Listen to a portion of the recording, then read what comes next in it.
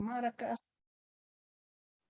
All right, good evening, everyone. It's time for week 2 of the Notary Grant Writer curriculum. Tonight, we're going to be talking about how to search for grants, specifically where you find companies that may be offering local community grants. And for those of you who haven't had an opportunity yet, please check your email. There's a couple of downloadables that you're going to need to follow along with or want to reference in order to. Man, I'm not able to download. Out of tonight's training. What was that? I heard somebody say something about a download. Yes. Did you have a question? She said she was not able to download it. Oh, okay. Is that Pamela? Yes. Okay, Pamela. Or what is it telling you on your when you try to download it? Is it giving you some kind of an error message? Let's see, when I tap on it, let me see. It comes up at the bottom, but it's not with a whole lot of other little gibberish, but it's not opening it up. Okay. So like let me it do this. normally. Here in just a second, check your chat and I will send it to you. Is anybody else having that same issue? Okay. Anybody? I'll drop the link. Ms. Boykin? Okay, so this is what I'll do. I'll drop the, I'll upload them to the chat right now so that everybody can see them. And they will be uploaded to your module. So don't fret if you're having any difficulty now, I will upload them. They are docs, they're not PDFs, and that may be the issue. So I'll be sure to convert them before I upload them to the module. So I'll go ahead and the first one is there now. If you want to go ahead and grab it in the chat. And there's 2 more on the way, so just grab those as they're uploaded. All right, and then I'll have my screen shared to the first one, and I will turn it over to Coach Blanche. All righty, here, there's one more. Now, some of the downloads are going to be specific to Tennessee. One is a list of the largest companies in Tennessee, and the other one is a Memphis Chamber of Commerce resource. And of course, not everybody's in Tennessee and not everybody's in Memphis, but your city has these same things. So these are being provided for you so that you can utilize this whole method and going to your city's chamber and to your state's reference, your Chamber of Commerce to get your largest states, and then visiting your Chamber of Commerce to find out what companies are there. All right, so this week, it's all about finding companies, and I will stop talking because Coach Blanche knows more about this than I do. Coach Blanche, which slide do you want me to get to first, or which document do you want me to have? The one that talks about Hayden Homes. Do you have that one? Yes, let me get that one pulled up.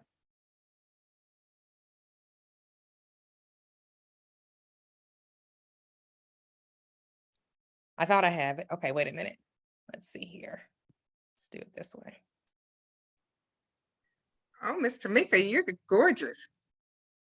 Yeah, her profile is always just like outshining everybody. Yeah, look at it. Y'all are too kind. I look a hot mess right now. Oh, well, it doesn't show. Thank you. All righty. So did I make a mistake? No, you didn't. But for whatever reason, my computer is not taking me directly to the downloads that I just downloaded. So I'm having to go back to the email and pull them down again. So okay. I apologize for the delay. You said the one with the examples with Hayden Homes, correct? Right, correct. Okay, here it is.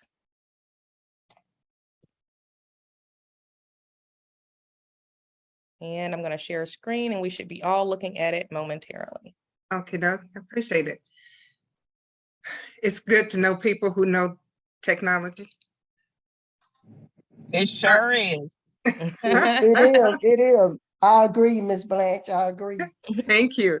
Okay, guys, this touched my heart, and I am a touchy-feely kind of person sometimes. But when I saw, and I spent a bunch of time looking for specific things that would help us see what can be done.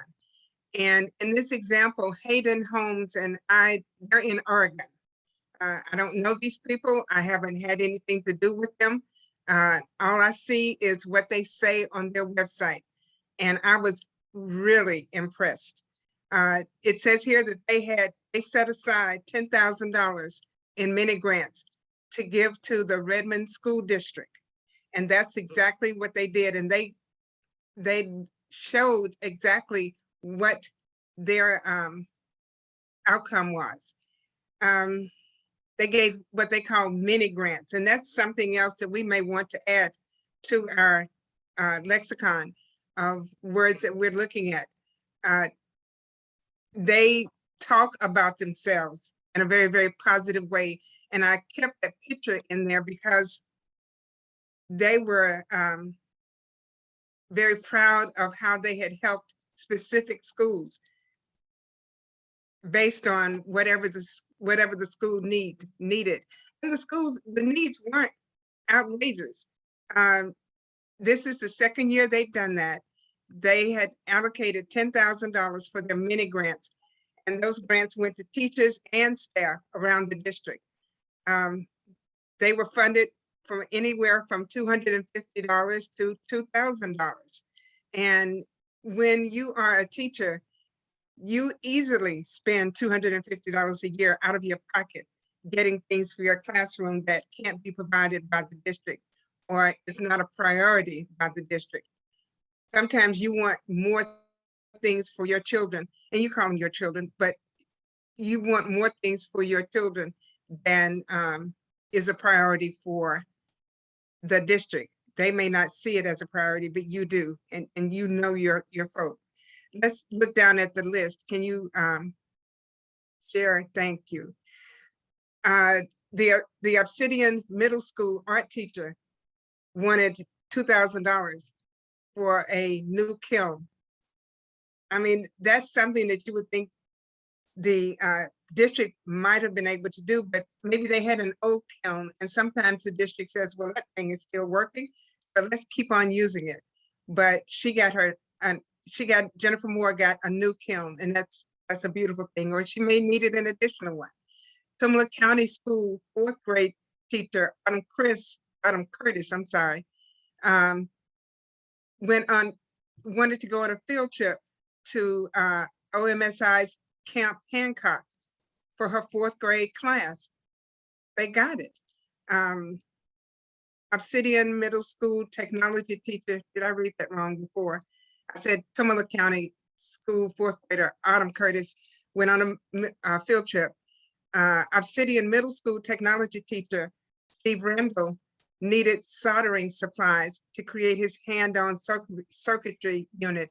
And you know, across the nation right now, schools are really looking at hands-on kinds of things to teach their students so that they will be job ready, or job ready when they graduate high school, theoretically.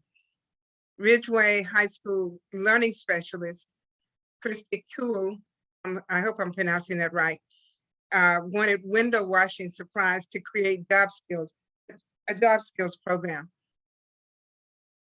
Learning specialist is another way of saying special needs.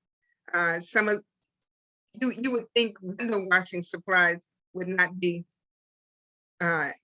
difficult to get, but when students are going to be getting jobs, they need the materials that they will be using on the job. They need to learn how to use those specific materials.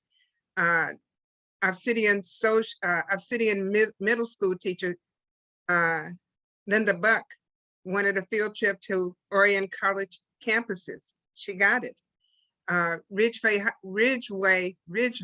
I'm thinking of Memphis. Ridgeview High School lacrosse teams, remember I told you, those sports teams need money. They needed helmet recertification. You know how important that is to making sure that the students are safe. They run into each other, and there have been a lot of head injuries, so helmet recertification is really important. Terrebonne Community School third grade teacher, Tina Garcia, she wanted science storyline supplies. She got $500 for that, which was wonderful. Redmond School District librarian, Pia Allende, she needed books from a visiting author. Very oftentimes the school will invite an author to sit and read and come and talk about the books. Well, the library needs those books, so maybe the books were going to be gifts for the students who came to hear the author. Ridgeway High School assistant principal, and this tells you, you see all these different types of people that are asking for money from this fund. Assistant principal, librarian, lacrosse team, social studies teacher, learning specialist, technology teacher, fourth grade teacher, art teacher. All these apparently the Hayden Homes group worked really hard to find, not to give all the money to the art teachers or not to give all the money to the librarians. They spread it across. And Ridgeview High School got assistant principal, wanted National Honor Society dues. And it is very prestigious. I'm sure several of you were members of the National Honor Society when you were in school. And you know that that's very prestigious. When you graduate, you have that emblem on your it's a stove, I'm sorry. On your stove, you have the Honor Society emblem on there. And then you also put that on your college applications. So if you aren't able to pay the dues, you can't join. This was a wonderful way to use some of that money. And I think there's one, okay, two more. Ridgeview High School's learning specialist and guitar club moderator wanted money for guitar strings and other things that go with the guitars. Okay, I'm in Tennessee, I can say guitar. Obsidian Middle School math teacher has a Rubik's Cube club and wanted $250 and got it. But one of the things that I think really impressed me about Hayden Homes is they worked in advertisements, which is fine for this. They have new homes in Idaho, Oregon, and Washington, and they're affordable homes, and they go on to tell you who they are. But one of the things that they have is their founder. Let's look at what they talk about their founder. They took just a simple picture of Hayden's mother. Her name was Virginia, is Virginia. She's a strong woman that inspired others through her generosity to be your best each and every day. And she saw each person as an individual and believed that every person was worthy of love. She believed that we should live in a world where we give. You notice how they capitalize give more than we get. And then down at the bottom, it says, from our 30+ years of experience building homes, we've learned an important lesson. It goes well beyond floor plans, 2x4s, and square footage. But it has everything to do with who we are today. We exist as give as you go. So together we build a strong community and lead fulfilled lives. Those folk have actually, Hayden has actually set up a program where you can actually donate into their give as you go. And as they accumulate money, in addition to what they put in as a company, these funds go back out to the community. And everybody likes children, everybody. So that's the way that went. Does anybody have a question about Hayden before I go on to the American Association of Educators?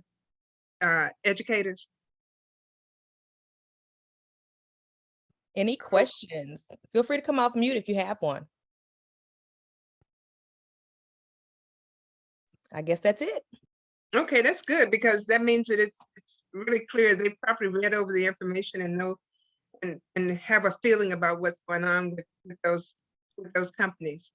The American Association of Educators, and I tried my best to be a technological genius here and draw a line. It shows that the American Association of Educators Classroom Grant is available. It provides teachers with $500 to purchase classroom resources, and it help. Sometimes we have an idea of what we're doing, but sometimes we get lost in the sauce. So to help us remember what we're doing and why we're doing it, I put the question there, who's eligible? And this is one of the things that you need to ask yourself when you're looking at grants, who's eligible? And it said full-time educators who have not received an AAE grant. AAE is American Association of Educators. They've not received an AAE grant in the past 2 years.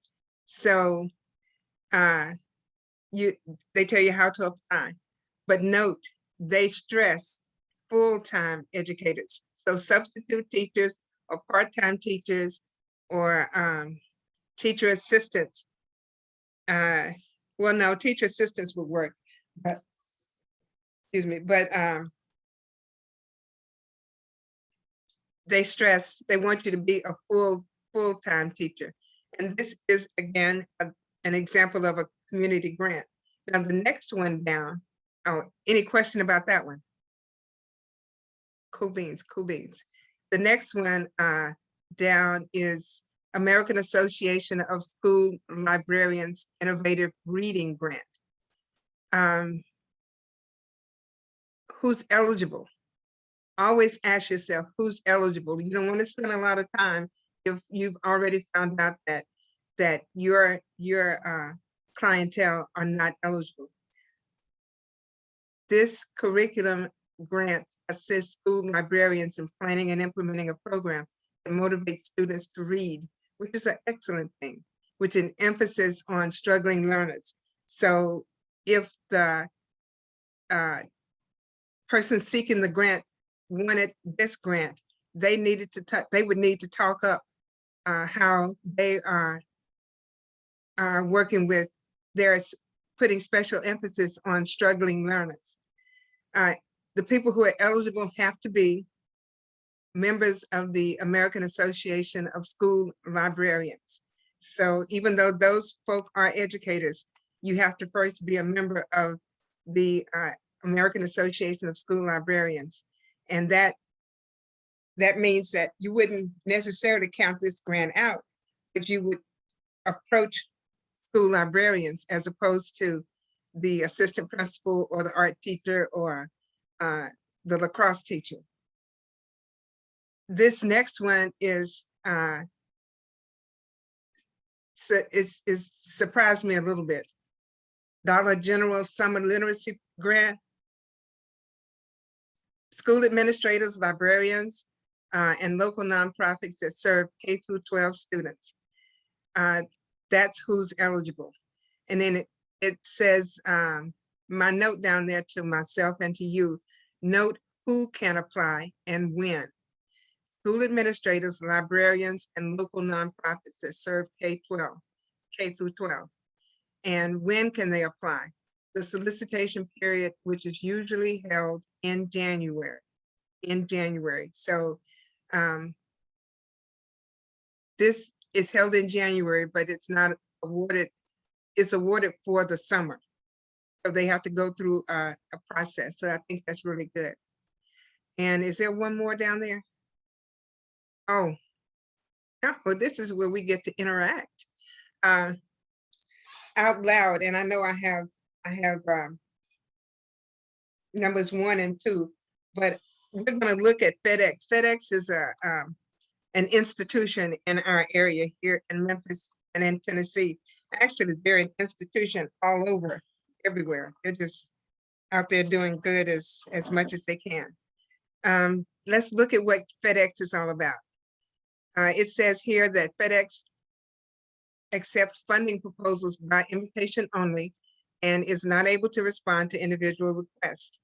Occasionally, we may launch an open call for proposals in support of a specific goal, and information on how to apply will be provided. Please be advised that the majority of our charitable shipments are related to emergency and disaster relief. We grant only a limited number of other charitable shipping requests that meet our eligibility requirements. Now, corporate funds are not generally available for, and I'm going to scroll down in my head. It doesn't have to move, but in my head, I'm going to scroll down to the last bullet point in this area. individual K-12 public or private schools or individual school programs. Corporate funds are generally not available for the following, and among those are individual K-12 public or private schools. And then it gives a number of others, and I guess you say, well, who are they funding? Well, they fund a lot of people, and they tell you what you have to do in order to get your application looked at and maybe funded by FedEx. Let's look back at, there are two questions at the top of this. I probably should have put them at the bottom. But it says, what are at least 2 reasons educators at the school level are not eligible for grants from FedEx? I need someone to unmute and give us, based on what we just saw, why do you think educators at the school level are not eligible for grants from FedEx?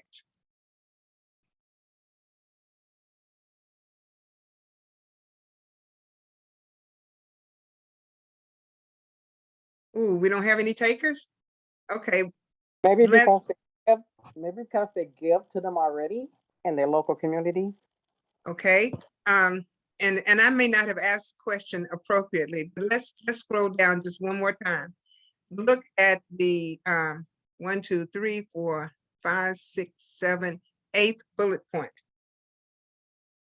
It says individual schools, K-12 schools are among those that are not, are generally not, corporate funds are generally not used for those, which seems sort of unusual, but this is their money and they can do with it however they want. Okay, so that's one good one. And then why there's another one in here. Why else, anybody else catch why you cannot apply for this grant as a public school? I'm gonna just guess that it's because a lot of their grants are primarily for emergency situations, and public schools, we know they do have them, but I guess they're not as likely to have them, maybe, I don't know. That's good. That is good. Also, look at this. We just passed the very top sentence. What does it say? The very first Invitation sentence. only. Invitation only, right? Invitation only. So there are some places that they ask you to ask them for money. There are some grantors that only they will say to you, they will say, Ms. Boykin, what we want you to do is to submit an application to us, not to exceed $10,000. And we need that by the end of September. Okay, and they will give you the format that you have to actually follow. And then Ms. Thomas will say, or Ms. Linda may say, excuse me, I am just as qualified. Why aren't you asking me? It's their ball, you know, it's their ball. They can do the way they want to do. And we can't get lost or bogged down in worrying about the fact that Ms. Boykin was given permission to actually seek that grant. I mean, they called her up and said, look, we've got this money and we want you to apply for it. It's very, very, very, very likely that Ms. Boykin is going to get that money because they called her and said, we've got this money and we want you to apply for it. Very likely. Now, it could be that they called 10 people, but Ms. Boykin is going to be the one who has the better proposal. And so she's going to get the money. It's a interesting world out there of grant seeking. So that's the information that I definitely wanted to share with you all. I want to chime in on these 2 grants and then just reminding everybody to use this training to set yourself up to work smarter and not harder. So when you see grants like the one that we just went over for the FedEx, we know that that grant is something that we need to know about because we want to be aware of as many local community grants as possible. We put it in our wheelhouse, but we don't spend time, energy, and money trying to figure out how to get somebody connected to them, because FedEx is telling us from the very beginning, we'll invite you, right? So don't get lost in the sauce, as Coach Blanche mentioned, with working on, spinning your wheels on grants and trying to connect people in your community to these grants when you know it won't work. But these other grants, the American Association of Educators Classroom Grant, the American Association of School Librarians Innovative Reading Grant, and the Dollar General Summer Literacy Grant, just rounded off your grant database to 5. Now you've got the Aldi Cares and you got the Walmart grant. So keep in mind, working smart and not hard means that you have to be aware, and that's what this training is designed to do, is to take you from rookie to expert in local community grants. So with these grants, with the 3 that we just looked at, there are certain things that the grantee must be. They must either be a member of an association in order to, so you have to know how to screen, know your grant, and then know how to screen your potential grantee client against the grant so that you're working smart and not hard. You guys get that? Any questions about that? Got it. All right. And I'm going to do a quick segue really quickly before we go into the next one. Now, Coach Blanche, do you want me to pull up the detailed list of the 100 biggest companies in Tennessee Yes. next? Yes. Okay, perfect. I'll get that one. I think I'll wait and do my segue next. So let me, hold on just a moment and I'll share my screen.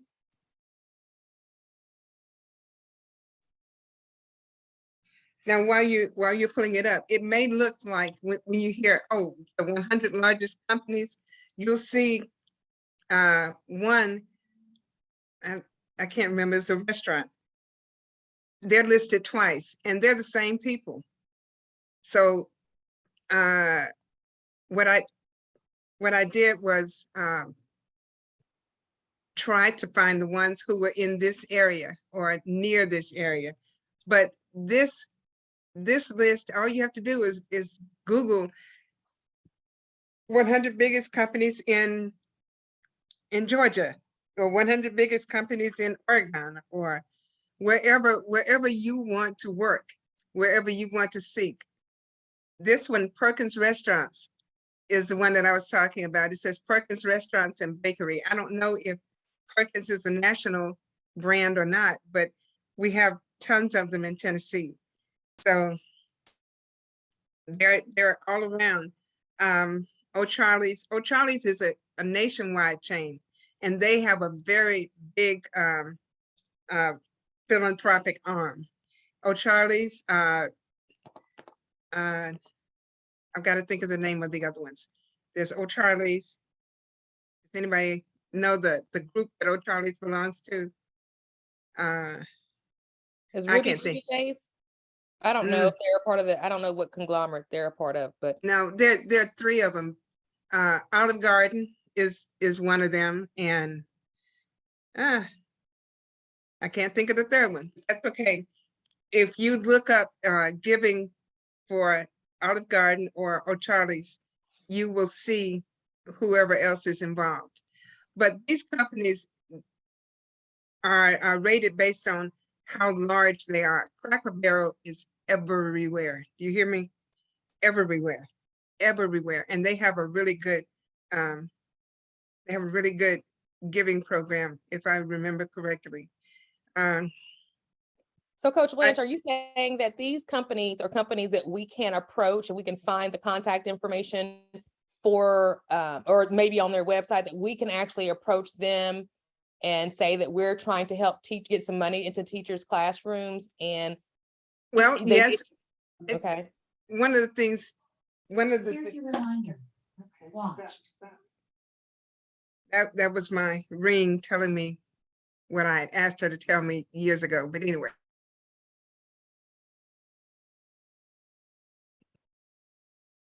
Oh, I'm sorry. I'm sorry. I didn't mean to mute you, Coach Blanche. I was trying to mute whoever that was, but I ended up muting everybody. That was my ring, excuse me, my ring, and it apologizes. Oh, okay. But anyway, you asked me if this is the best way to go about looking for them, looking for money from them. the best way in the quickest way is to go on their website and look up their giving. Their philanthropy, the giving, you know, any word that means the same thing. And see what that says. Now, like Life Health, Life Point Health, or Envision Healthcare, or Life Care Centers of America, they may need a grant more than they're able to give away money. So generally speaking, you know, be smart about your looking. Don't spin your wheels looking at Tractor Supply, though I'm telling you, Tractor Supply ought to be able to help, say, rural schools. Think about it. If you have a rural environment where you are, Tractor Supply, even though I didn't highlight it here, Tractor Supply may be a good one for you to look at, and look at their website and look at their giving.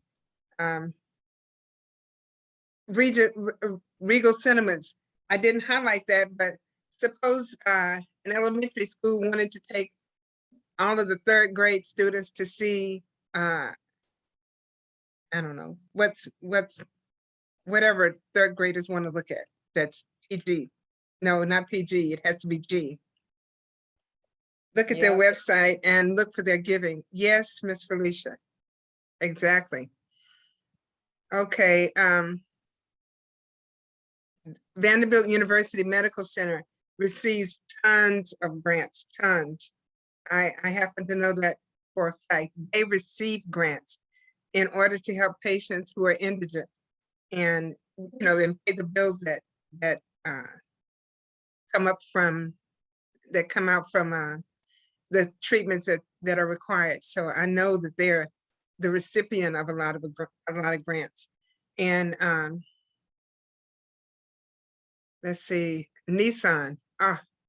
Nissan ought to be able to help out, but I don't know what their giving plan is. These are places that may be local to you as well. Nissan North America. I was surprised that True Green Lawn was so large. I was really surprised, and I didn't think that we would be able to have an opportunity to apply to them. That's not necessarily the case. All of these, there are any number of companies, and companies give money for reasons. One, they have a good heart. That's what they want to do. But sometimes they also want to be recognized, you know, and sometimes they don't want to be recognized. So you have to deal with them where they are. Like some of us have gone into Kirkland's. You can't walk in a mall and not smell Kirkland's, because they have all the smell goods there. And the cellular phone companies give lots of supplies and equipment for school systems, especially during the COVID times when we all went virtual. It was a boon in some ways, but it was a problem in others. And one of the problems was, in order for students to have access to the equipment that they needed in order to take advantage of the education they were getting online, they needed equipment, and many of them didn't have it. And I used to tell my students, they had iPhone 75, you know, but they didn't have a computer. I don't know. Yeah, I don't know if they have an iPhone 75 out yet, Coach Blanche. But It's coming, trust me. I'm sure. I am a non-iPhone user, so I don't know. So the best way to approach your company list when you go find it, it sounds like, is to come up with your list, look at the big guys, go to their websites, scroll to the bottom of the page, see if they have a giving. Is that the best way to search Yes, for I us? would say yes. And if you have an idea that someone like Mary Maid, you just passed, who knows, Mary Maid, it, they, the teacher may need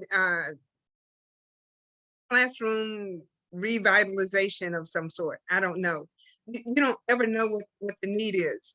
So we can create these types of opportunities, planting seeds with the manager at Dollar General to say, hey, this is what I'm trying to do. This is what I do for Right. teachers. Or the And general, now for something like Dollar General, I would say the general manager, the manager over several stores, okay.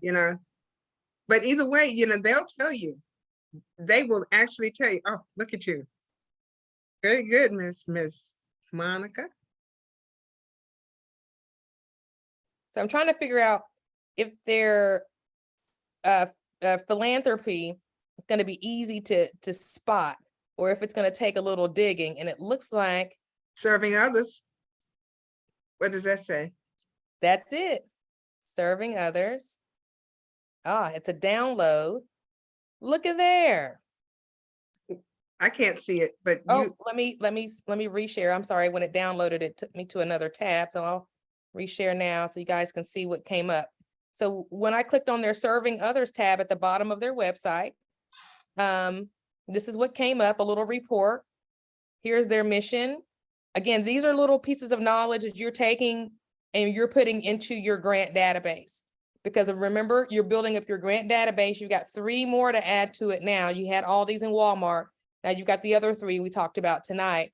But when you add those grants to your database, you need to add some of those little special notes as well, so you can easily match up. Ultimately, what you're going to have is a grant database on one side, and then a client database on the other side. And you'll be able to search and see, okay, which one matches which, and then you'll have a quick way to see who you should pair up. And so you're going to be working really smart and not hard when you do that. So when you're going to the corporate websites and you're looking for their philanthropy, have your notebook out, have a pen out, jot down little notes. You don't want to save this whole PDF, but you want to get enough nuggets from the information about their philanthropy that you can bring back to your database that's going to make your future easier. So that when people come to you, you're like, oh my gosh, yeah, you'll qualify. I see you qualify. You would qualify for this grant. Or maybe you shoot an email once you find out about the new grant. I just added a grant to my database that you may qualify for. But unless you take notes when you go to the corporate website, you won't have that information in your database, and your database won't be as strong. So keep that in mind when you're going over this material. Read through it, get a feeling for it, see what it is that they're trying to do. Because remember, your whole goal as a notary grant writer is to be the expert on local community grants. So you need to know what these companies are looking for so that you can be effective when you go approach these teachers and administrators and librarians and whomever else you begin to focus on once you leave the educational community. Because there's all kinds of grantees that are out there that would probably fit within some of these grants outside of just teachers. But again, you're going to have your pencil and your notepad on hand when you do your grant research, your grant database research. Any questions? I have one observation. In my mind, I would not have said Dollar General. Man, I'm going to Dollar General looking for money. But everywhere, they're like McDonald's. They're everywhere. You look, even though sometimes they may have a little difficulty holding on to their somehow people see Dollar General as an easy mark. They'll run in and try to steal a thing of cigarettes and run out. But Dollar General wants to be known for more than that. They want to be known for providing good quality products at a decent price. And they also want to be known for helping people. Isn't that, I tell you, who doesn't like that? The father with his family, he's in his uniform, and they're holding. Veterans. It looks like veterans is a big part of their area of support. So what I would do is I would take that knowledge, add it to my database. Since I'm focusing on teachers, guess who I'm looking for? Teachers who are also veterans, right? So you Yeah. come together, you bring your database and you're doing your research and you're pulling out. That's one of those things I would add to my database about this. I wouldn't spend an hour here. I would flip through this and figure out who they're trying to help. And I would pull that out and I would add that to my database. And I wouldn't stay too long because I want to make sure I go back to my top 100 company list and do several of these, okay, at a time, right? Anybody Right, have yes. any questions before we go to the next thing? So I think the next one was, I think it was the chamber. Yeah, I pulled up a chamber list, and the chamber list, I only pulled that up as a reference to show you who belongs to the chamber. Now, everybody that belongs to the chamber is not a candidate for a grant. Everybody is not. Some of you are probably chamber members. So we wouldn't necessarily say that every member is every member of the chamber in your area is a candidate for a grant. But when you look at these, you can see categories, lots of different categories, and the category might give you an idea of what else to look for. Now there's some links to these. These are hyperlinks. So those of you who have this, feel free to go ahead and click on those and visit those. But one thing I want to bring up with you guys this evening is, where is all this going to be? Where are you putting all of this information? Where are you housing all of this? Google Drive, I would highly recommend that you start cataloging this information, because it can get voluminous very quickly.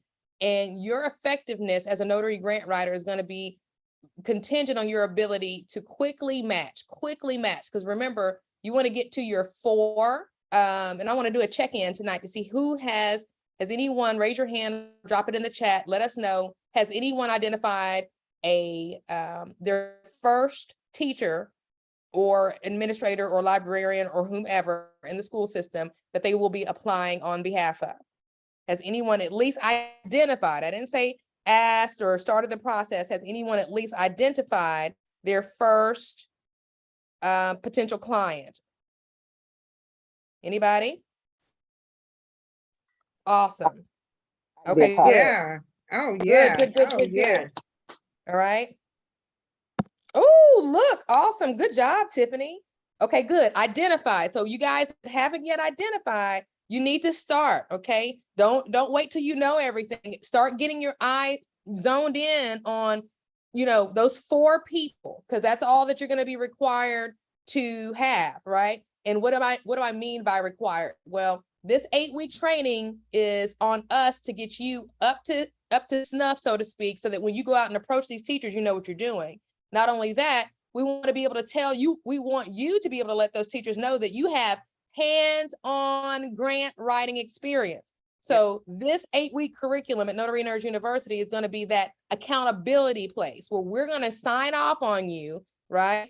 Coach Blanche is going to sign off on you once she sees that you have done your 4 grants. So then you can go out confidently in your marketing and say, hey, I have received training from a retired educator who has taught me how to identify and match local community grants with teachers like yourself. And I have hands-on training along with 8 weeks of, guidance, right? So now you have gotten instant credibility just from that. So that's why you don't want to sit on your hands through these trainings, folks. You want to go ahead and start identifying who these people are so that you can apply, because you have to have at least 4 under your belt in order to get that sign off, that certification, or whatever you want to call it. All right. Yes, Felicia, go ahead. So when you say identify, like you physically asking someone, or you already know someone in mind that you could go and ask?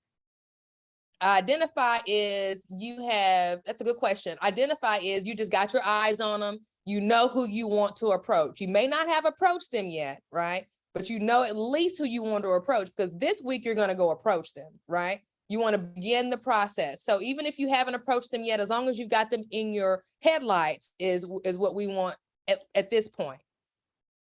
Oh, okay. Well, I know plenty. I used to work in the education system for 9 years as a Oh, parapro, my so goodness. Yes. so I'm Facebook friend with plenty of teachers, Oh, principals.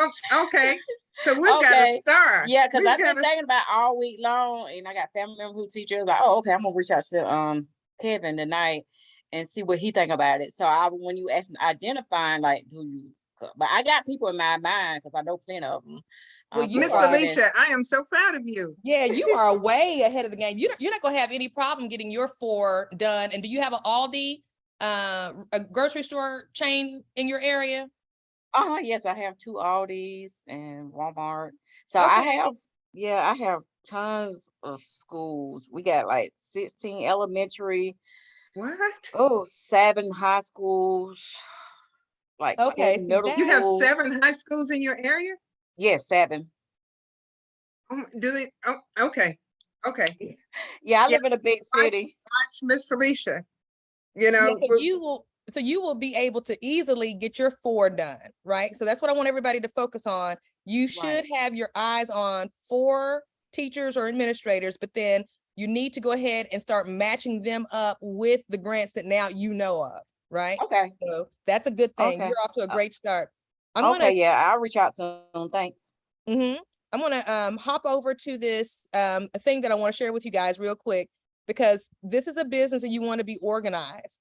And one of the things that we did this past Saturday was start working on our back office, because one thing that I found is when you have a lot going on, if you're not organized, you won't be working smart. You will be very inefficient. Case in point, today it took me an hour to update my sam.gov because I couldn't find my cage code, and then I couldn't find my EIN, and then I couldn't find my MPIN, and all these different things. I was searching through email, opening up Dropbox, trying to get my EIN letter from the IRS. I had to do 3 or 4 different things, and it was just so inefficient. If you plan on growing this notary grant writer business, once you start, the word is going to get out and they're going to come to you in droves. If your grant information is buried in the downloads that you took from class and in an email and over here and over there, you won't be efficient. People will wonder, why is it taking you so long to get back with me? How come your process will be very segmented. And so you don't want that. So the beginning of this is that you need to be organized as possible from the beginning. And Saturday, when we started the back office training, I said, you know what? It was supposed to be a 2-hour workshop. It went 3. And that's because I always underestimate how long it's going to take me to teach somebody. I say I can teach you this in 2 hours. Well, that's if you know what I know and have the time to sit down and go down all these rabbit holes. Most of the time, that's not the case. Most of the time, many of you have a full-time job, kids, a spouse, and all kind of other things. And then here I come trying to throw you into this. Okay, do this. And then I'm thinking, okay, you can do it in a couple of hours, but that's just not the reality. So what I did is I said, I'm not going to ask you to learn it from scratch like I do, okay, anymore. That I feel like my job is to take at least that part away from you. So I created this template called the Notary Back Office. And what it will do, this is customizable. So you see these folder names, we can take and change those. You want one of these because you want one of these folders to be a grant writer folder, right? So you can put all your grants in here. Okay, right now I've got it set up just so that, notaries, any notary with any notary business could use it. But as you can see here, when I log in, I can see my EIN. So if I need that, it's right there.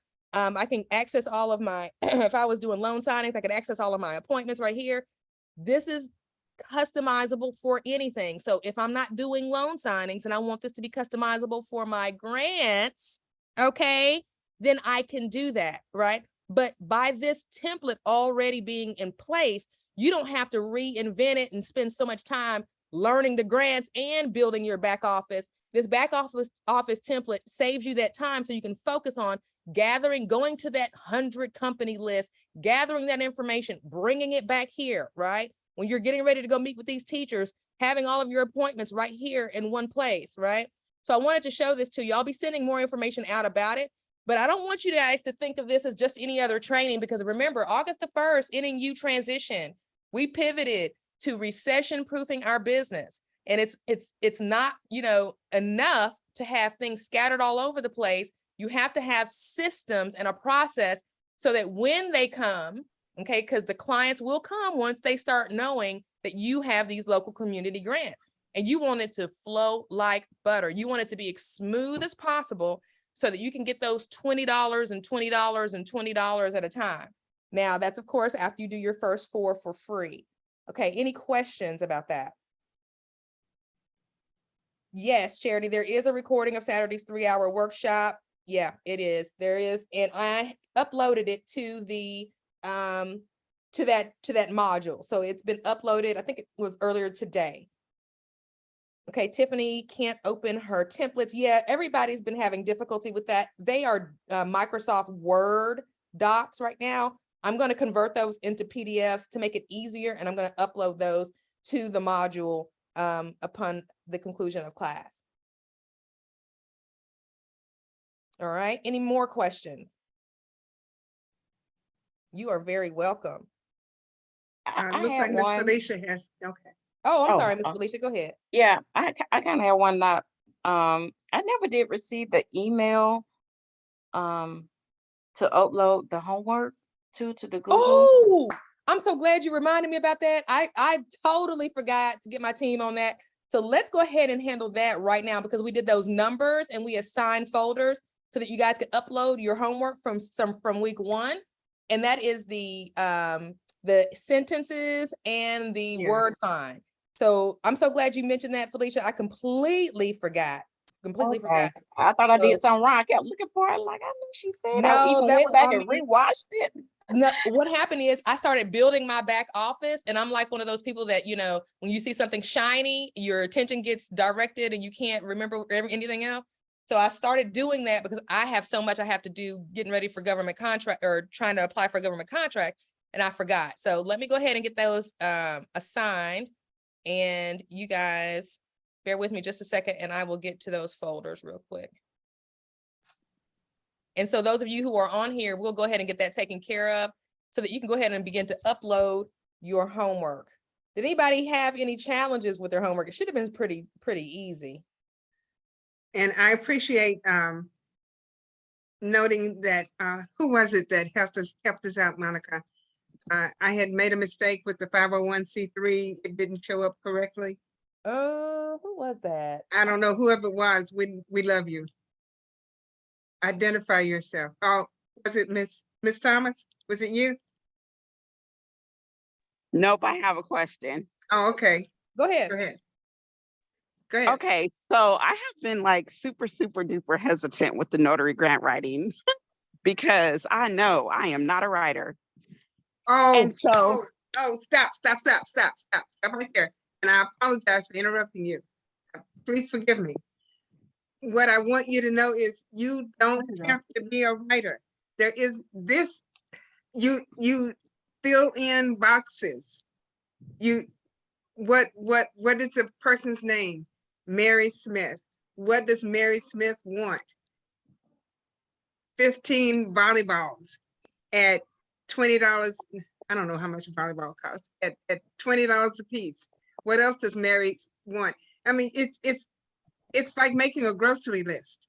Okay, now go, keep going. I apologize. Go ahead. oh, because I just saw that. Well, I figured like it would be something where I would be transferring the information over from the teachers, but I was thinking that it would have to be more like a you know, like kind of you know how you do like scholarship letters when you're trying to apply Yes. for a scholarship? Yes, I imagined yes. it to be like that, where you have to write a letter, you know, saying ABC about XYZ and they want D, E, and F. You know what I mean? I do know what you mean, and I appreciate that. What I can do is go through for, I'm going to be writing a grant for a nonprofit to Aldi's and to Walmart, and I will put together a Template? template. I was lost. I was gone. Thank you. I will put together a template of what I might say if I were just reaching out to the company. Now with Aldi, it's already done. You know, just, it's pretty much answer the questions, fill in the, look, Monica's already done it. Yeah, I wanted to point this out. I didn't find my folder. I'm looking for the folder with all the homework folders in it, but in the process of listening to you guys, I wanted to show this to you to assuage your concerns with that, you know, about having to write, because there are certain things that the teacher will better be able to explain Right. when it comes to the project that they're trying to complete, right? And Mhm. everything must be automated in order for this to work, because it's not enough revenue, you know, at $20 a pop for you to be bogged down. So I have electrified the Aldi grant, and it's available. This template, this form that we're looking at right now is already uploaded in the Aldi grant training. So you don't have to reinvent that wheel. All you have to do is go in, grab it, make a copy of it, and it's already done. That way, the teacher is going to fill this out. This is going to be a part of that process. You send the link. The whole thing that you're doing for the teacher in this process is making their life easier, getting the actual grant application completed and getting it done before the deadline. Since teachers are so bogged down with having to catalog books, if you're here in Tennessee, you've heard about the teachers. We passed a law that teachers have to do this cataloging at the district level, but some of the classrooms now are starting to have to catalog books, and they're going in on Saturdays to work. Teachers do not have any extra time. So the easier we make the local grant application process, the better. So when you become familiar with the grant, you're going to have to do what I call pretend to be a grantee. Get on these grant applications, and that's what we're going to be doing as we go through the process, and then electrifying it, okay, which I show how to do in the Aldi grant training, but I went ahead and provided a template for you so that the teacher can be more specific in this section right here. What's your, let's see here, there's a question on Aldi grant that has give a brief description of the program, project, event, and how the funds will be used. Well, you could come up with something, and Coach Blanche is going to have some template words that she would say, but you still want that teacher to be able to give you what she or he is looking to do, because nothing is better than hearing it from the horse's mouth. So to answer your question, it's all about making an electronic version of this. And for those of you guys who were on the Aldi's training, you saw me do it in about 5 minutes, because the Aldi's grant was just 15 questions. So that's your unique selling proposition as a notary grant writer. You don't have to be the one that's all eloquent with the words and coming up with all the things to say.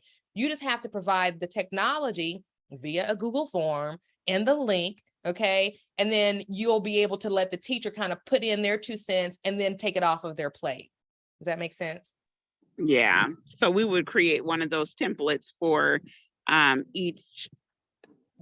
That is correct. Each grant. Okay. Yeah. Okay. All right, cool. And that's why this is a local community grant play, folks. Let's take a second and look at that, because there are all kinds of grants that you could be out there doing.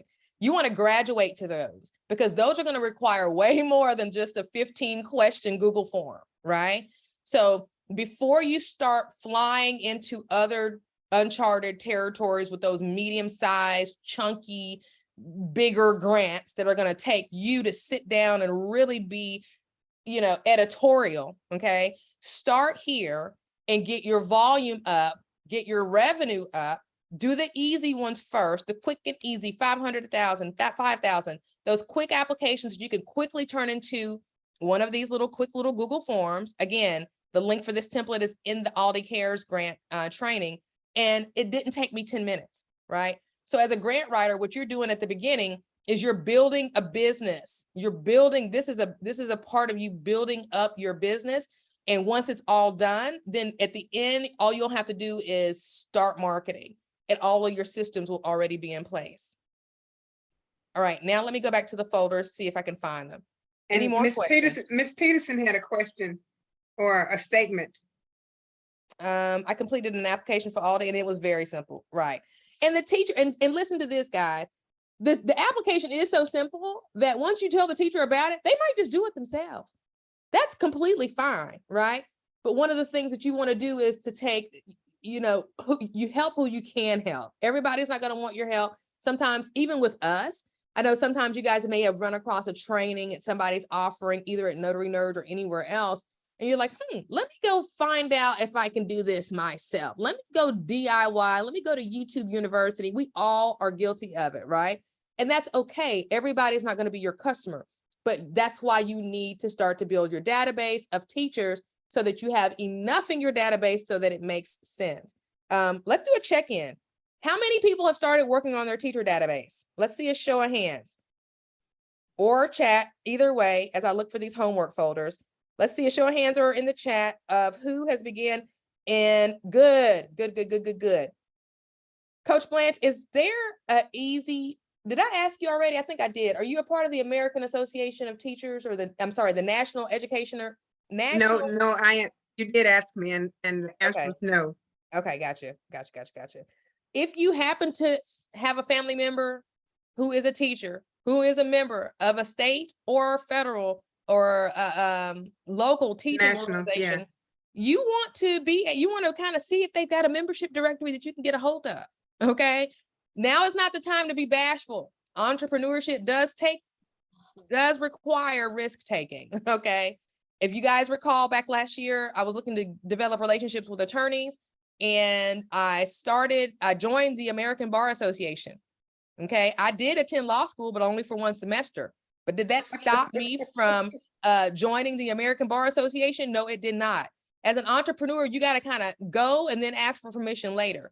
So if you can buddy up with somebody who's already a member of one of these organizations, then you need to work something out, okay? And you need to find out how you can reach out to these teachers, get those teachers into your database, and you better take good care of it, because let me tell you the mistake I made. Now, I joined the American Bar Association full of attorneys, and I sent all of those attorneys an email saying, hey, I want to be your notary. I've got notaries that can help you with your whatever you need help with, okay? Keep in mind, they know the law, okay? So I emailed all of these attorneys. This is an entrepreneur. This is the true entrepreneurial brain. Here I am emailing people who know the law better than me, and I'm in the process of breaking the law while I'm emailing them, because spam is real, right? And spam is defined as sending a solicitation via email that wasn't requested, okay? And I was very gently reminded of that in one reply out of the however many emails I sent. I don't know how many, 700 or 800, okay? Now, the American Bar Association blocked me, okay? So my plan was thwarted, but my point to you is this: you got to grow a pair if you're trying to build this business. Nobody has done this before. Nobody's going to be there to tell you, oh, this is what you got to do, and this is how you got to do it, or whatever the case may be. You're going to have to grow a pair, and they're going to have to hang, okay? And that means asking people that have access to these databases to see if you can't work out a win-win and get those names in your database. Now, hear this. Once you get your names in your database, learn from me, okay? Don't solicit. My only mistake in that email to those hundreds and hundreds of attorneys was I was asking them to hire me. If I had offered them something for free, because she sent me the email, when the email reply came back from the attorney, she made it clear what the law stated, okay? And so what I got from that was, oh, okay. So if I hadn't asked you to hire me, then I would have been good. So here's the thing: when you get this email database together from your friend or whoever, let them know you're not going to solicit them. Solicitation means you're asking them to give you money for something, okay? Your email to this database is going to be offering something for free. Hello, offering something for free. That's the trick. That's how an entrepreneur thinks, okay? You figure out how to get around the challenge. You don't sit there at the challenge and wonder, oh, well, I'm not going to do it. Or you don't crumple in fear because you're afraid that you're going to go to jail because you sent all these people emails, okay? No, you don't do that. You take that risk. You charge full speed ahead, because why? There is a teacher in there that needs $500 for a new kiln, whatever that is, okay? So that's the approach you have to take. You have to have this eye of the tiger approach, and you have to know that if you don't do this work, then that teacher is not going to get that grant. And if that teacher doesn't get that grant, then Susie or Billy or the special needs kids or whoever it is not going to get to go on that field trip. Is not going to get to do that project. Is not going to get those job readiness skills. Because guess what? Your state school budget, I guarantee you, is not sufficient enough to do everything that those kids in that district need. I can guarantee you that. Okay, excuse my French. All right. So you got to get on fire about this if you're trying to build a business. I don't want you sitting here learning this stuff and you're not really finna get in it. I'm in it. I'm in it. I've got 2 virtual assistants building me my teacher database right now. And you better believe and I have to do it the hard way, meaning they're going to each of the schools, getting the emails, putting them into a spreadsheet. Do you think I could care less if Governor Bill Lee calls me up and says, don't do this again? Once I send it, it's sent. Do you understand? And my offer of what I'm offering for free, they would have to be a fool not to open that email. Okay. I'm not going to ask for it. This is how it's done. This is how you begin the beginnings of something that could be great. Because let's look at the numbers, and I'm going to have to get back with you guys on the teacher, on the homework emails. I will get those to you after this class. Just for whatever reason, I can't find what I did with the folder, but now I've gotten on fire about the numbers, and I want to look at those real quick, because you are probably like me, where you feel good about the idea that we're going to be doing these 4 during our 8 weeks and okay, for free, right?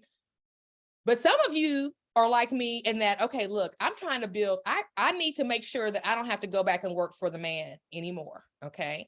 This gives me that opportunity because it's recession proofing, because I'm dealing with a group of people, teachers, who will have always this need, money. And there's a group of other entities, companies, that want to let people know that they're doing good in the world. So I'm going to be the bridge over troubled water. And as a result of being that bridge over troubled water, I plan on being duly compensated. Well, what does that look like? Let me get to my numbers real quick. Any questions real quick? Because I felt the need to drive the point home that to remind you guys that you are building a business with this. This is not, I'll just start a new one. This is just not another piece of information that you're going to be adding to your hat. So let's take a look at this spreadsheet, and I'll just start a new one so that you guys can see the potential. Okay. After you get done with your 4. All right. So here we are. Yes. Can I make a comment before you move on? Absolutely. So for those of us who was in Georgette's grant or government contracting class, and the grants that she had us take a look at, a lot of times those grantors were asking, what type of community services have you provided, and how do you give back to your community? And I had to take a pause sometimes. So I look at this grant writing opportunity as a way to say, this is some community service that I'm doing in my community. So, let's not just think of it in the fact of, I love that. We're giving something for free, but it's community service is what you're doing. That is really, absolutely. Yeah, absolutely. That is very good. And that's how I would spin it in my free email. And as a matter of fact, I have a template of a free email that I need to get to you guys. I think it's already in the marketing section. I think it's a few modules down, but in that specific email, it says, I want to provide community service. And as a part of that, so thank you, Desiree, for bringing that up, because that initial email that you're going to send out to thousands of teachers. Now, I'm going to blow you guys' mind real quick. Now, everybody has schools, and we've been talking local and but you have to remember that you can cultivate clients from across the country. Hello? You can cultivate clients. You do not have to stay in your zip code, state, city, county, okay, when it comes to building this business or building this, or, as far as that goes. So let's look at it. It's a simple, don't get fancy and start charging people $40 and $50 and $60. Coach Blanche, can you speak to, again, for those who haven't heard, if you were a teacher, I asked you at the beginning, but if you were approached, if you were still teaching and you were approached for someone to come and to take this off of your lap, even if it was as simple as the Aldi Cares grant, how likely would you be to pay that entity $20 if you knew you could trust them and you liked them and all those things were in place? I'd be on it. I'd be on it like white on rice, because there are 100 other things that I could be doing. And if I don't get the grant, if something happens and I don't get the grant, then that teacher knows, that grant writer knows that I'm gonna say, girl, I never heard back from her. I gave her my 20, but I don't know, you can do it if you want to. Your reputation precedes you. Your reputation, you're making your reputation. You know, if you go and do a good job for someone, that person is gonna say, I didn't do a thing to get, I just signed my name and the grant came in my name. You know, they did the work, but the grant came in my name. And no, everybody likes that. Everybody likes that. Now, some people will say, yeah, I use Desiree, excuse me. I use Miss Desiree. She had these forms and all I had to do was give her a few answers and she sent me the information and I hit click and it went on and I got my $5,000, you know?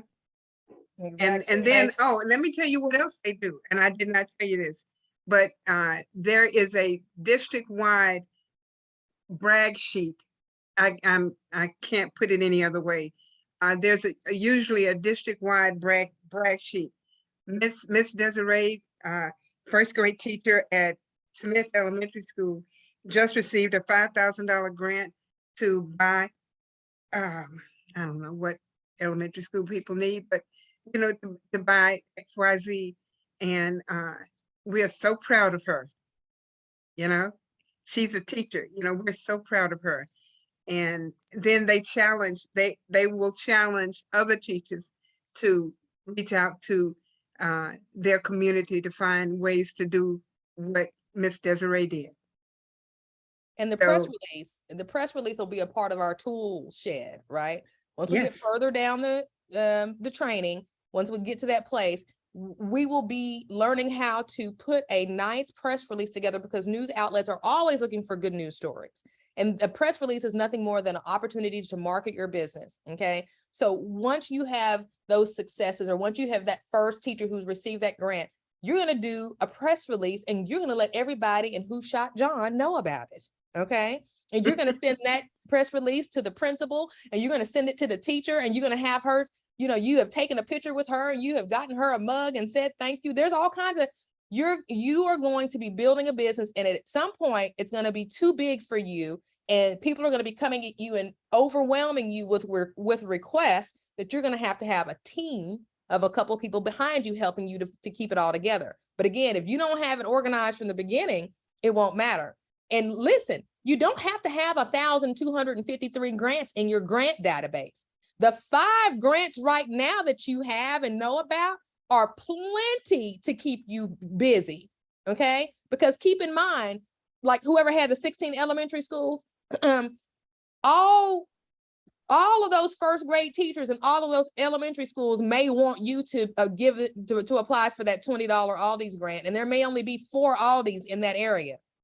But you don't care. You'll take every single one of their $20, okay? But the beginning of it is going to be the first 4 are free or the first one is free or whatever the case may be. So you get your 4 out of the way, right? But at the end of the day, what I'm trying to get you to understand is you're going to have way more applicants like the Amber Grant for Women. If you guys remember that. If you haven't visited the Amber Grants for Women website, do so. It's a revolving grant every 30 days. You must apply by the end of the month. Coach Blanche told me about it a couple of weeks ago. I never did apply, but What? I know. But the point is, I did Did I did tell Regina that about it. So she said she's gonna start working on it before it closes. So I will let y'all know how that goes. And please she keep also us- yeah. she also had someone already doing the Walmart grant, but she was a little discouraged because she was like, don't you know, they just not starting on that grant. I couldn't do nothing but laugh. Just Oh. like that's why I And said she was so discouraged. She said, don't you know she just now? Because I asked her, I said, well, you know, I'm in class now to learn how to do grant writing. And I mentioned the Walmart grant, and she was like, well, you know, there was somebody already working on it. And then she called me back a couple of weeks ago, and she was like, don't you know she just now started on that grant? Couldn't do nothing but laugh to myself. And that's the thing. Same thing with me. I got the Amber Grants for Women information. Did I apply? No. Why? Because I got too busy. If somebody had sent me an email that said, hey, I'll do it for you, I might have would have done it, depending on how much they added to the price of the grant, because it costs $15 to apply for the Amber Grant. But my point is this, it's rolling every month. So all the people apply, and some people probably apply every single month.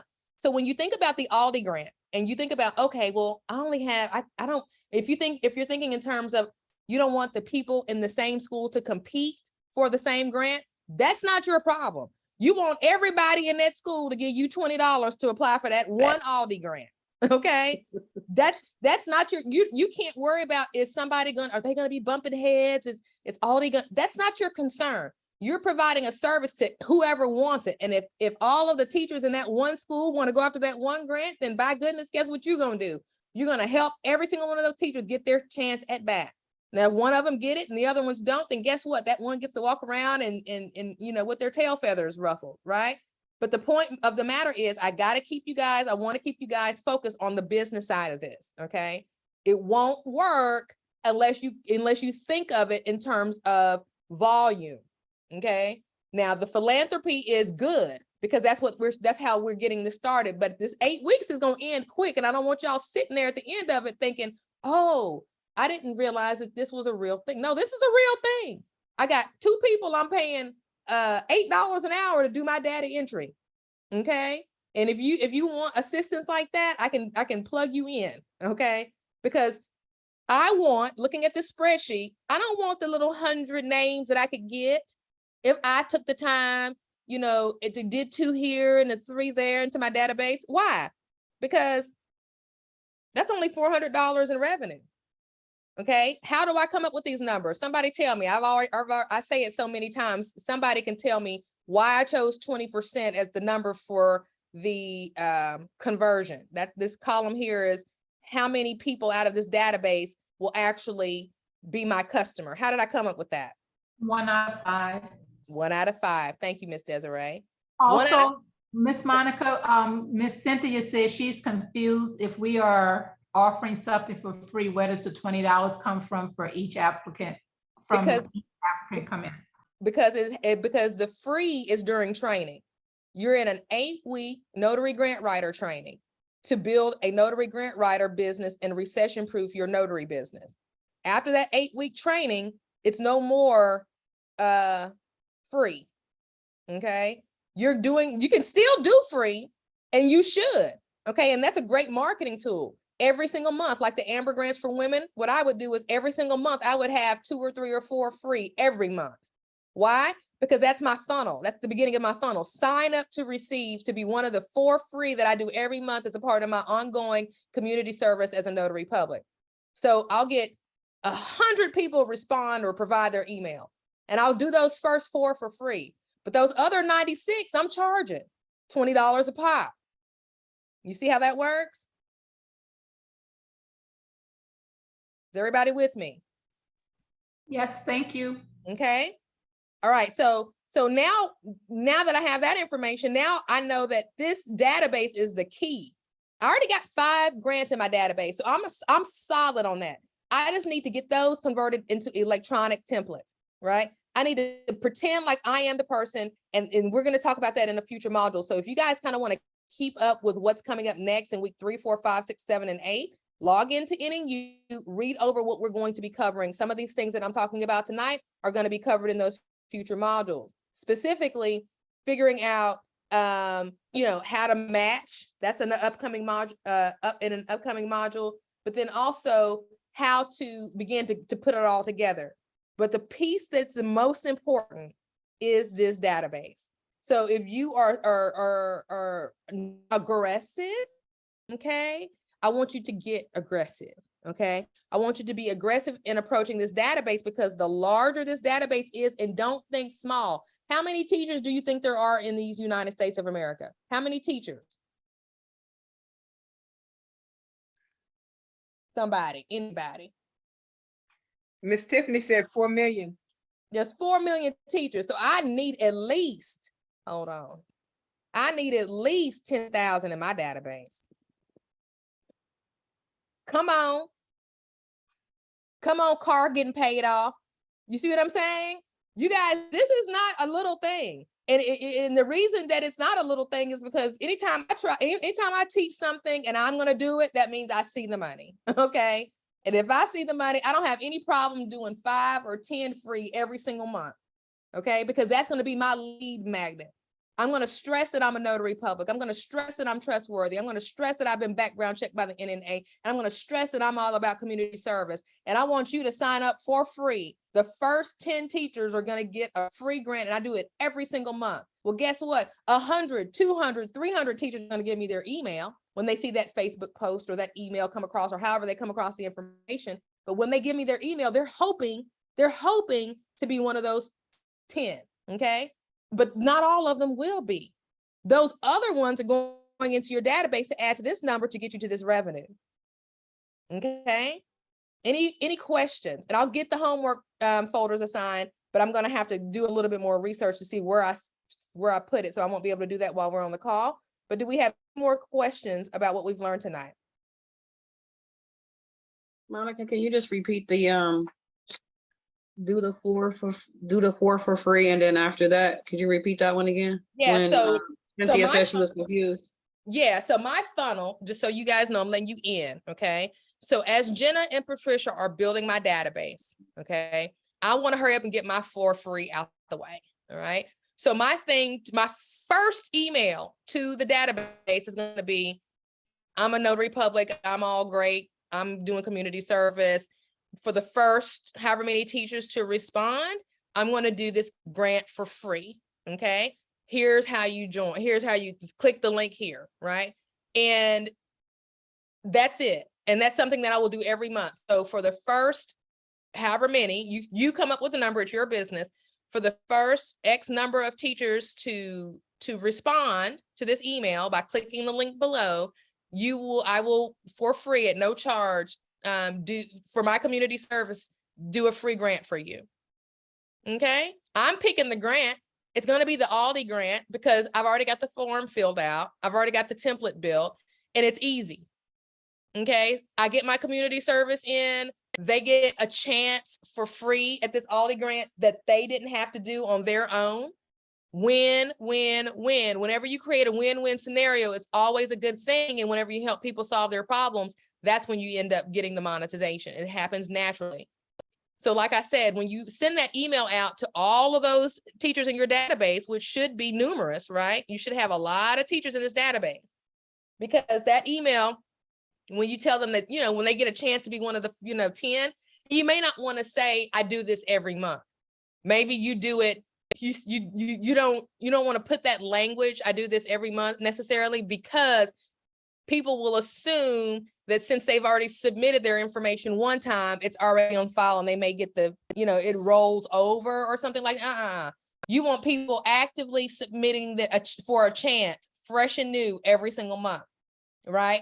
Because they're going to use one email the next time. And then they're going to use their school email the first time. And then they're going to get the email and they're going to forward it to themselves. And you're going to get their personal email the next time. You want as many of their emails, because all of us have 2 or 3 or 4, the one that we use, the one that we really use, right?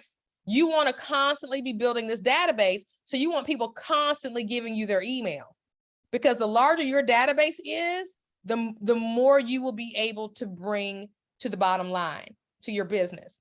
And that's what this is all about. Notary Grant Writer is about you recession proofing your notary business. It's one of 4 curriculums. Thursday, we talk about notary registered agent.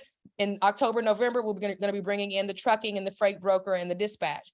But with those, if you don't make money doing this, I just don't know.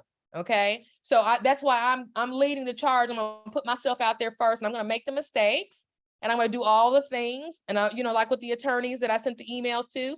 And by the way, I didn't go to jail. Okay. No one filed any charges against me. No one called the SEC. No one called the Consumer Finance. Nobody reported me to the BBB. Okay. So when you start building this database and you get scared when you get ready to hit send, because you fear that the Lord himself is going to come down and swipe you. Okay. Because you're quote unquote doing something wrong. Remember, Spam is when solicitation is involved. You're not soliciting, you're offering something for free. And number two, you have an example of somebody who sent an email to, I don't know, 1,000 or so attorneys and she didn't go to jail. And it was spam. Okay? On a And scale of 1 to, Monica, yes. but man, I want to just insert, never promise someone that you will get this grant awarded to them. That's not up to you. The best information they give you gives them a better chance, but the grant is not promised. You know, the money is not promised simply because they're filling out a form. Sometimes people don't understand that. That's so very important. And, you know, I don't know. I would have to say, I think more people get that than not, but it wouldn't be a bad idea to stress that. Okay. This is a Yeah. grant application, people. Like, come on, like, you know, grants aren't guaranteed, but you don't want anybody coming back and saying, well, she said that I was guaranteed to get a grant.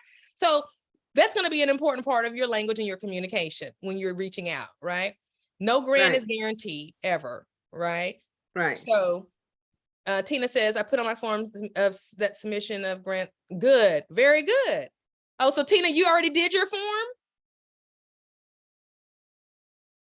Ah, she ain't playing no games. This is the type of action that what I'm talking about with entrepreneurship, okay? Entrepreneurs walk and then figure it out later. And sometimes we end up walking into a wall because we didn't figure it out first, but you got to take action, okay? When you take action is the best move, right? Good job, Tina. Guys, it's 7:57. Are there any questions? Any last words before? No, I think you guys are on a roll. I'm looking at the chat and there's valuable information. If you all don't go back and read the chat later, you're missing out. I I'll be just sure. put something in there, Monica, if you saw it. Let me see. So I use the Better Business Bureau now as a part of my membership. You get 12 free hours as a part of your membership to use their facilities. Oh, I Whoa. love that. Yeah. So I went from paying $600 like to meet at a rec center to paying nothing now. So I only have to pay for food when I host events or if I hold mock signings or in-person events total. That's really smart. I joined the chamber and there's a room that they have for that kind of thing as well. And we get like, we can use it for, you know, we have to schedule it in advance, obviously, but we get like 4 hours or something like that. And I just haven't figured out how to utilize it because, you know, some people are so hesitant on in-person stuff, but Right. that's a great tip, Tiffany. You guys, you Yeah. hear that? When you join these organizations, the BBB and the chamber, that there's other benefits besides you just being on their website. Okay, so definitely look into that. I'm on 2 chambers and both of the chambers, each of them carries multiple cities. So the part of town that I live on, I actually have the whole part of my side of town on lock because there's 12 cities between those 2 chambers. Wow. And I only Pineapple- pay $60 a month. that you can't beat that. As far as where I got my my virtual assistants, Pineapple Staffing. A friend of mine referred me to them. Let me see if I can just Google them. If their information will come up, I'll drop it in the chat. It's another one too. I have one for y'all as well. It's called. Okay. Let me look it up.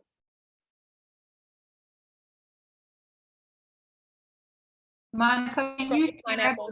the 3 funding or grantors that we talked about earlier with Coach Blanche? Yes, they are. Let me get this in the chat and then I'll pull them back up for everybody to see. And they're also going to be in your module, but I'll make sure I convert them obviously into PDFs. People have been having a difficult time opening them up. So check the chat, trypineapple.com, $8 an hour, folks. Okay. You don't have to commit for a long time. And I am super pleased with Jenna and Patricia, super pleased with their work and their work ethic and they send me a report every day. So I know what has happened. And so when it comes to working smarter, folks, if you know your database needs to be big in order for you to make money, you can learn about all the grants in the world that you want to learn about. It won't matter. Get your database built. Okay. I'll put the other one in the chat too, the other virtual assistant. Okay, cool. Now let's go back and look at those grants so that we can have a understanding of what they are. And I will share my screen in just a moment. And while I am getting that pulled up, let's go ahead and get our survey done on a scale of 0 to 10, 0 meaning I really didn't learn anything. 10 meaning I learned a lot. Go ahead and drop that in the chat for us so we can have it. And then I've got that example sheet and I'll get that pulled up for you guys now. All right. So of course we have the Aldi, we got Walmart, but we've added these 3 to our situation. Awesome. Thank you guys very, very, very, very much. Now this Hayden grant that Coach Lance went over, Hayden Homes, was more of an example of what to look for in the private corporate arena, okay? These 3 are the ones now, starting with the American Association of Educators Classroom Grant. That's grant number 3 behind Walmart. No specific order other than this is when we're learning about them. American Association of Educators Classroom Grant. Next, American Association of School Librarians Innovative Reading Grant. That's grant number 4 in your repertoire. Okay, American Association of School Librarians Innovative Grant, and grant number 5, Dollar General Summer Literacy Grant. Dollar General Summary Literacy Grant. Not all grants are going to work for everybody. A couple of these grants require membership. Okay, members of the American Association of School Librarians. You'll find that librarians are probably going to already be members of that. Some, unless it's super exorbitant. I don't know what the cost to join some of these things are and what librarians make, but that depending on, that's going to slim out your who you can approach, but you're going to make sure that they are a member before you approach them with this. Why? Because you're the notary grant writer. You're the expert. You did the research and you did your due diligence and it's in your database. So you know not to approach the PE teacher with the American Association of School Librarians Innovative Reading Grant and getting everybody hyped up and disappointed at the same time. Okay. Desiree, did that cover that question for you? Yes, ma'am. Thank you. Awesome. All right, you guys, go enjoy your families. It is 8:03. Thank you very much for being a part of the Notary Grant Writer Week. To keep an eye on the what we got coming up, just log in and go look at week 3. If you want to get ahead, feel free to do so. And thank you guys for your patience. I will get your homework folders emailed out to you. Give me until tomorrow to get that done, and then you'll be able to go ahead and start uploading your homework. You guys have a great evening. Thank you. Thank you. Thank Have a good you. one. Thank Good night. you. Good night. Thank you. Good night. Good night.